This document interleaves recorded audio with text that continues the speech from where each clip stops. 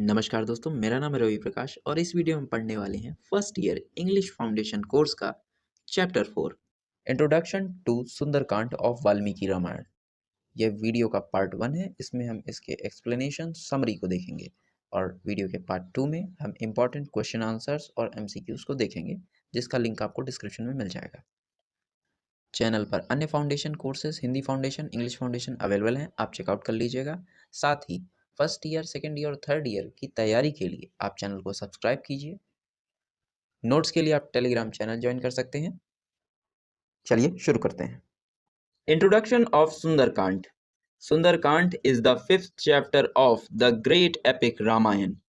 It is considered one of the most inspiring and spiritually powerful section of the Ramayana.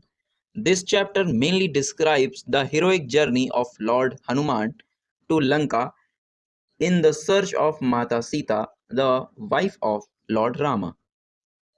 Sundarkand Ramayana महाकाव्य का 5वां अध्याय है, जिसे रामायण का सबसे प्रेरणादायक और आध्यात्मिक भाग माना जाता है।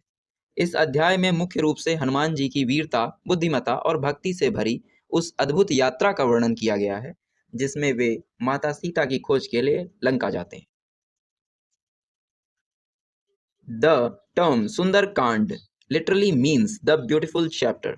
It is called beautifully not only because of the heroic adventures of Hanuman, but also because it reflects devotion, courage, wisdom, and unwavering faith. The entire chapter highlights the strength of determination and the victory of righteousness over evil. Sundarkand शब्द का अर्थ सुंदर अध्याय से है। इसे सुंदर केवल इसलिए नहीं कहा जाता कि इसमें हनुमान जी के अद्भुत और वीर कार्यों का वर्णन है, बल्कि इसलिए भी कहा जाता है कि इसमें भक्ति, साहस, ज्ञान, बुद्धि और अटूट विश्वास का गहरा संदेश छिपा हुआ है। यह पूरा अध्याय यह सिखाता है कि यदि मन में दृढ़ संकल्प और सच्ची निष्ठा हो तो किसी भी कठिनाई को पार किया जा सकता है और अंततः सत्य और धर्म की ही विजय होती है। Beginning of Hanuman's mission. After Mata Sita was abducted by Ravan, Lord Ram and his brother Lakshman began searching for her everywhere. During this search, they met the Vanara king Sugriv, who promised to help them find Sita. Sugriva sent many groups of soldiers in different directions to search for her. The southern group, led by Angad and Hanuman, finally reached the seashore, where they learned from the aged vulture Sampati that Sita was imprisoned in Lanka. However, the great ocean stood between them and Lanka. Everyone was worried about how they would cross such a vast sea.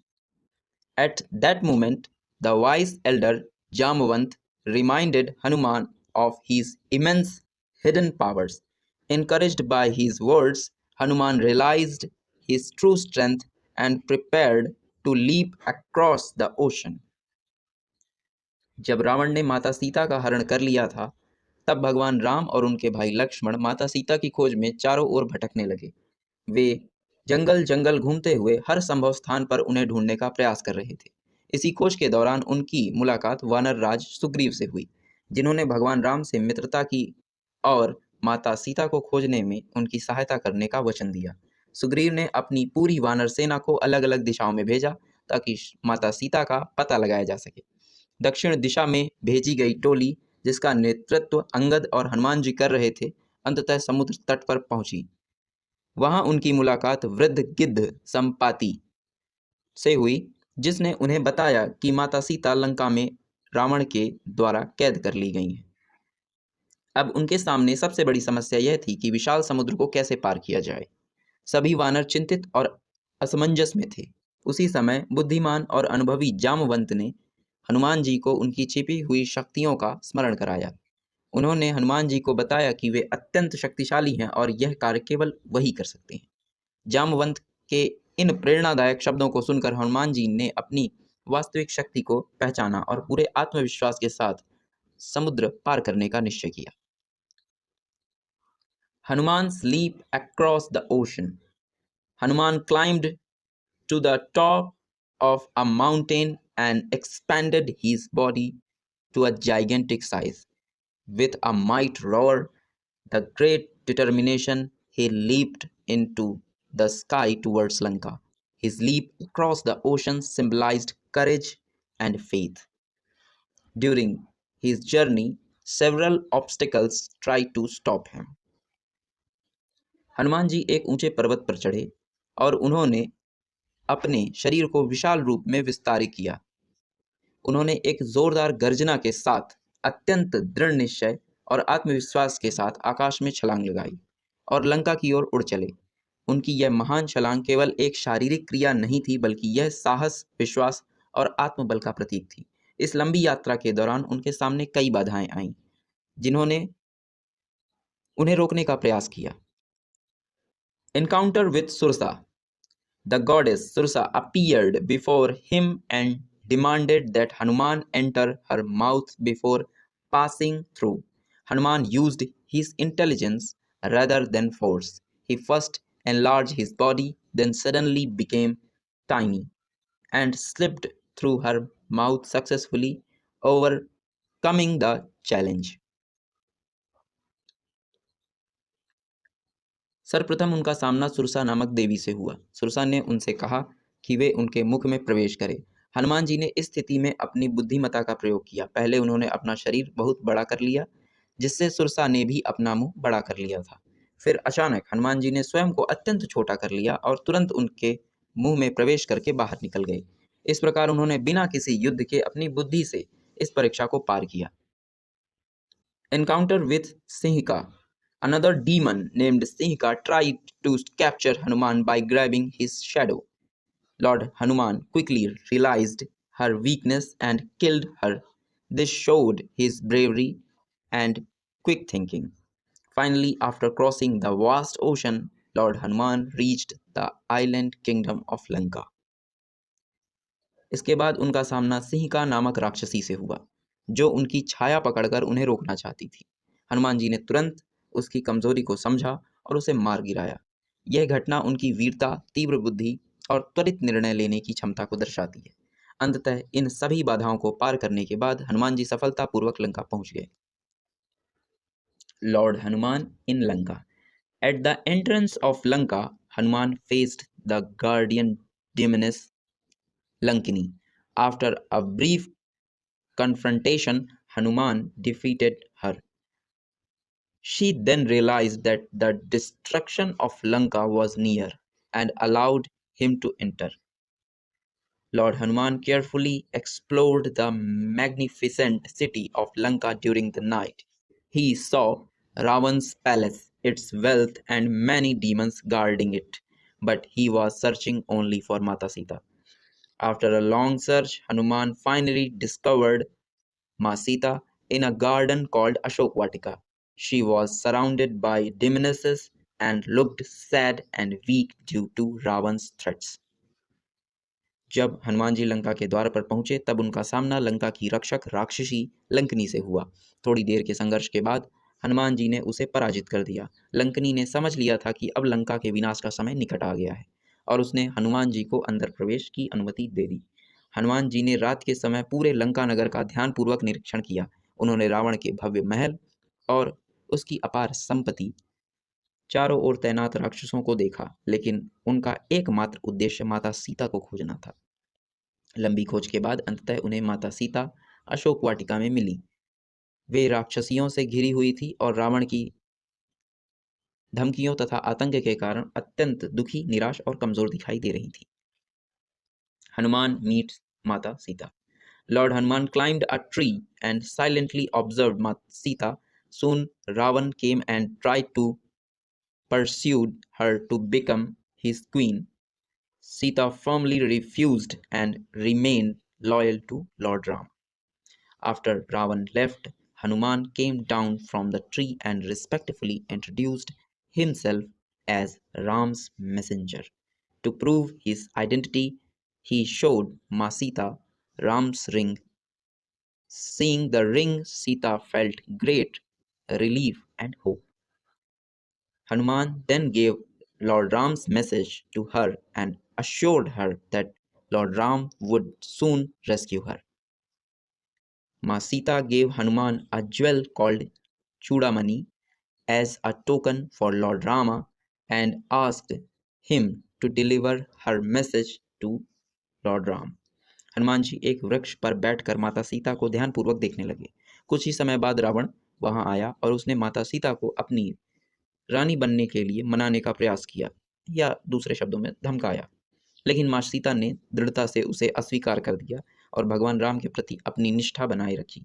Ravan के जाने के बाद हनुमान जी वृक्ष से नीचे उतरे और अत्यंत विनम्रता के साथ स्वयं को भगवान राम का दूत बताया। उन्होंने अपने परिचय के प्रमाण के रूप में भगवान राम की अंगूठी माता सीता को दिखाई।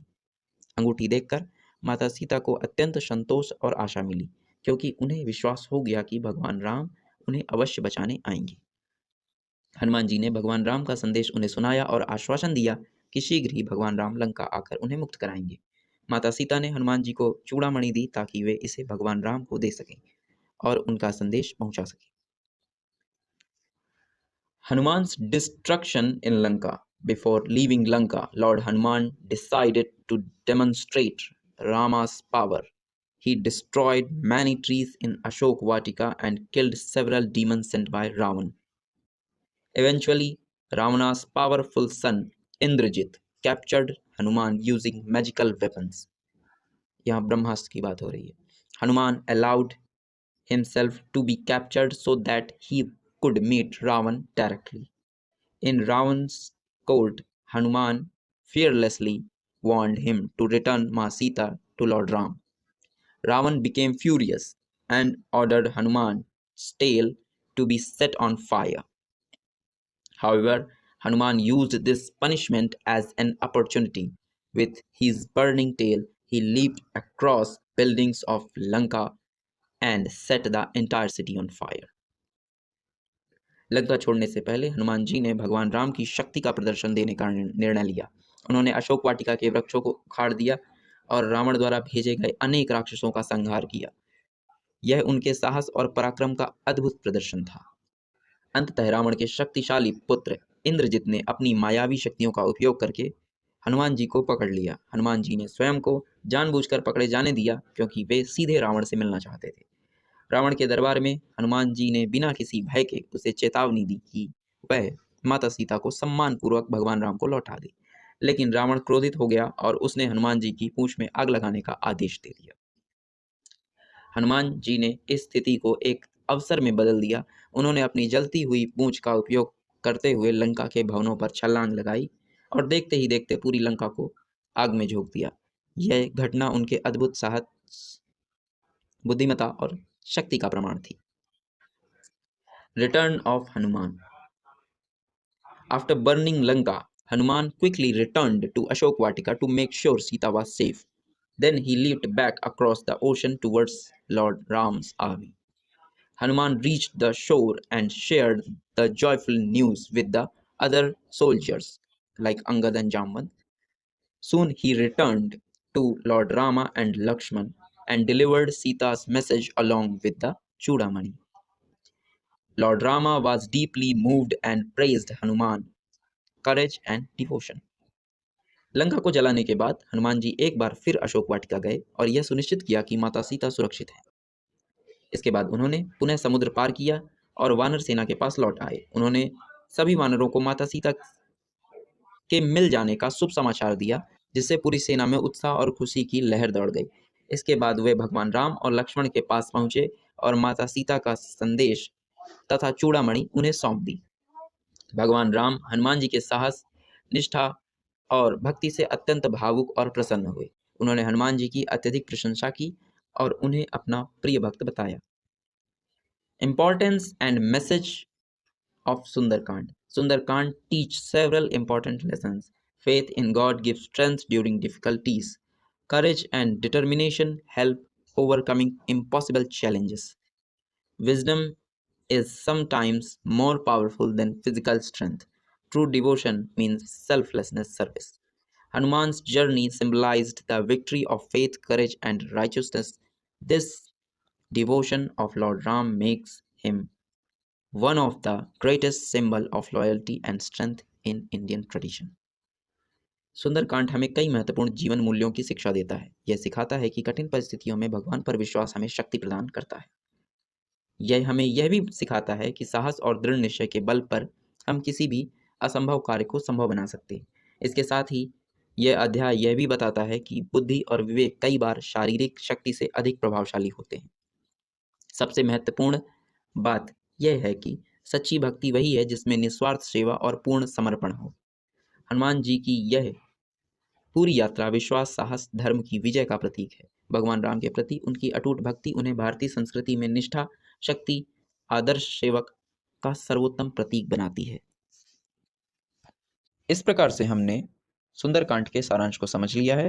वीडियो के सेकंड पार्ट में हम important question answers, multiple choice question यानी MCQs और साथ ही रामायण, कवि वाल्मीकि और सबसे इंपॉर्टेंट हनुमान जी के बारे में इंपॉर्टेंट फैक्ट्स देखेंगे।